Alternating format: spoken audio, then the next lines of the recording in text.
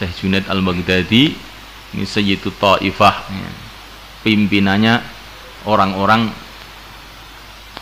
mutasawwifin. Beliau punya kedai juga di pasar, tapi kedainya bukan seperti kedainya orang-orang lain. Kedainya itu dia bikin kedai di pasar dengan niat untuk mengamalkan rijalun la tulhihim tijaratun wala bai'un an dzikrillah.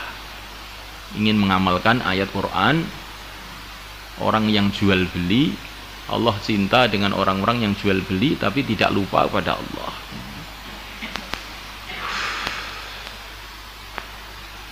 Wa kharaja Allah bi isnadi ana Aisyah radhiyallahu ta'ala anha qalat qala Rasulullah sallallahu alaihi wa ala alihi wasallam man amsaka lan min amali yadihi amsa maghfuran lahu.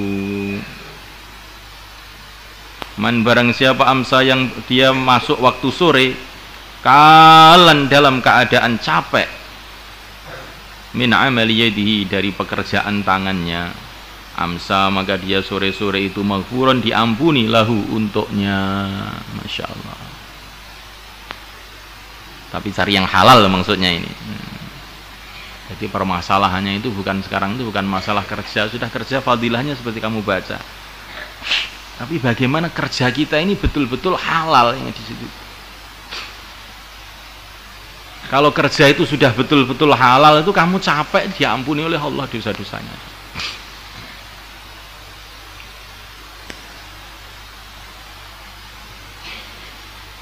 Nah kalau kerja mencangkul di sawah itu loh Pak, haramnya itu apa katanya? Oh banyak haramnya itu.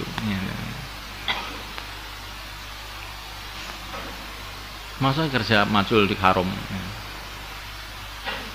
Kerja akadnya dengan pemilik sawah mau kerja sehari, tapi nyatanya tidak. Sampai di sawah mencangkul sebentar, nanti pemilik sawah itu pulang sudah berhenti ngerokok, 1 jam nanti baru kerja lagi. Ini namanya kan menipu tuh jadinya itu. Yang begini ini yang harus kita jauhi kalau kita kerja itu. Kalau kerja itu akadnya 1 jam ya 1 jam, kalau 2 jam ya 2 jam, kalau sehari ya harus sehari. Sehingga kalau tidak nanti itu jadi haram hasilnya itu jadinya. Kamu tidak kerja, kamu udut di sawah suruh gaji, ini yang repot.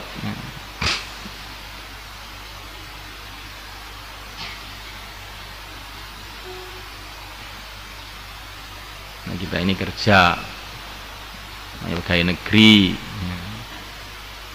asalkan itu pekerjaannya halal ya bagus saja.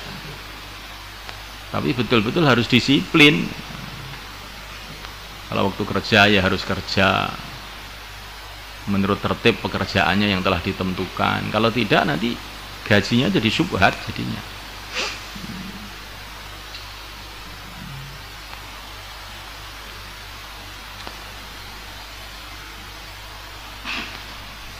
Jadi mencari ridho Allah itu bukanlah hanya di dalam ibadah-ibadah langsung, sholat, zakat, puasa, haji, dakwah, taklim, dan sebagainya. Bukan hanya dalam itu. Mencari ridho Allah itu di dalam mengamalkan agama secara komplit. Termasuk di dalam muamalah yang sahihah, kerja yang benar, akhlak yang benar. Ini juga bagian yang sangat penting dalam agama.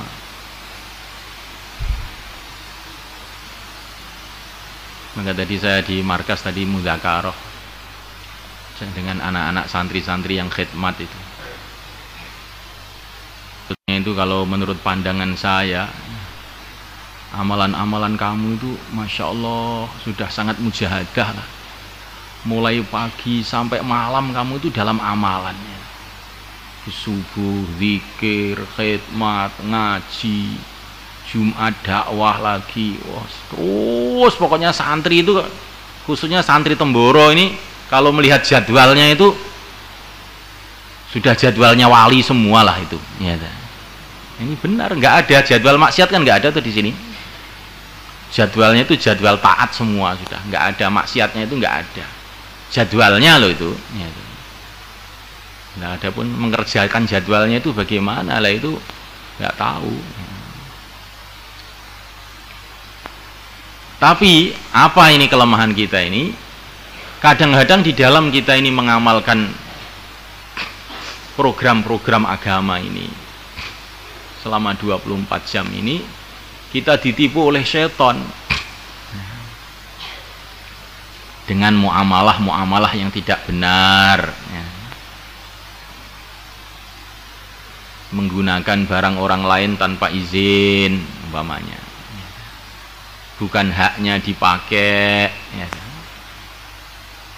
Sehingga amalan-amalan yang begitu tinggi tadi nilainya jadi rusak gara-gara seperti ini. Nabi mengatakan barang siapa berjuang kemudian hulul, man ghalla fala jihadalahu, barang siapa yang hulul, mengambil harta bukan hak miliknya pada waktu perjuangan, maka perjuangannya itu batal. Man dayyaqat thariq fala jihadalahu,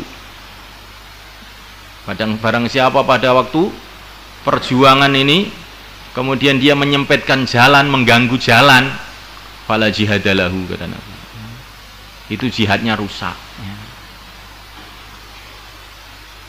Jadi apa yang ingin saya katakan kepada santri-santrinya, khususnya pada saya diri sendiri, kita ini dalam sibuk mengamalkan agama itu, kamu jaga betul tertib muamalah dan akhlak kamu. Wa ani bin Mas'udin radhiyallahu ta'ala anhu qala Rasulullah sallallahu alaihi wa alihi wasallam, jangan mengotori tempat-tempat yang kepinginan yang pantas untuk umat sehingga mengganggu orang nanti, sehingga merusakkan amalan kita. Dalam dua perkara, kamu membuang kotoran-kotoran bukan pada tempatnya. Yang memberinya Allah malan harta.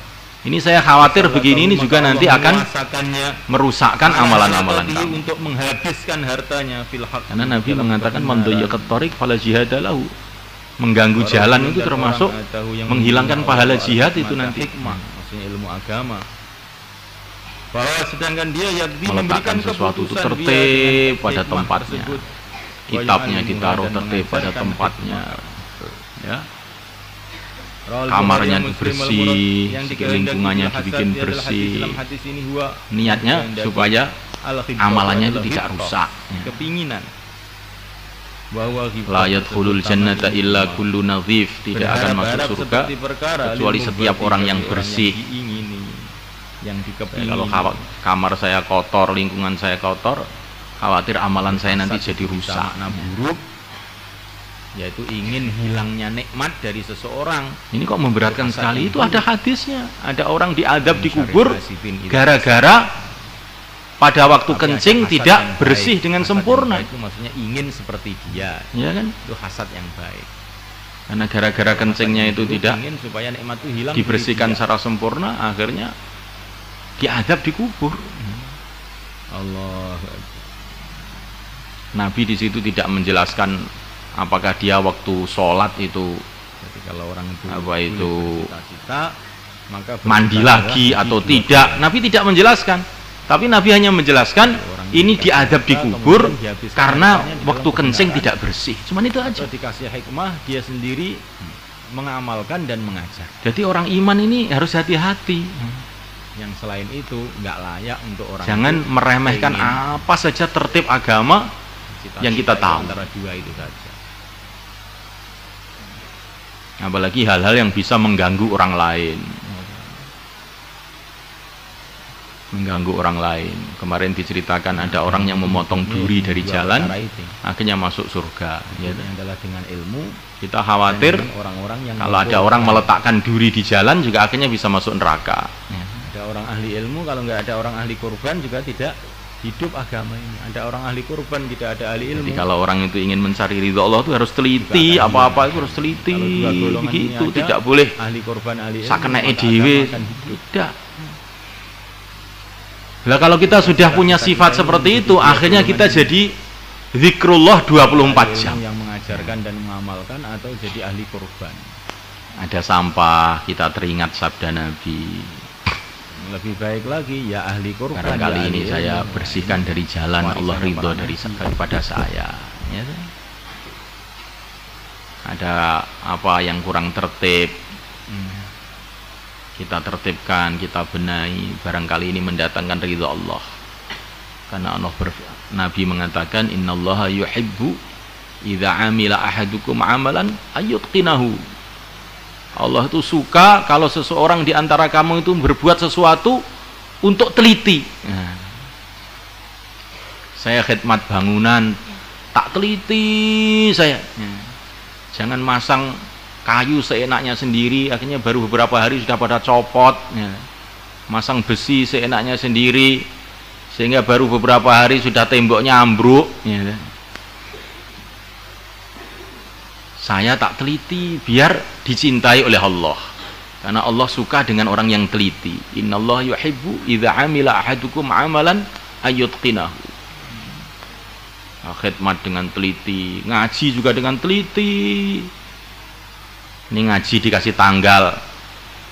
Ulama-ulama dulu kalau ngaji dikasih tanggal. Saya mendengar hadis ini tanggal sekian dari fulan, dari fulan, dari fulan, di tempat ini, tempat ini. Nah, teliti, catatan-catatan itu dijaga dengan teliti, karena Allah SWT suka orang yang teliti. Bukan ngaji baru berapa tahun bukunya sudah hilang, kitabnya sudah hilang, ditaruh seenaknya tempat sendiri. Nah, ini namanya orang tidak teliti. Bagaimana mau dicintai oleh Allah orang seperti ini?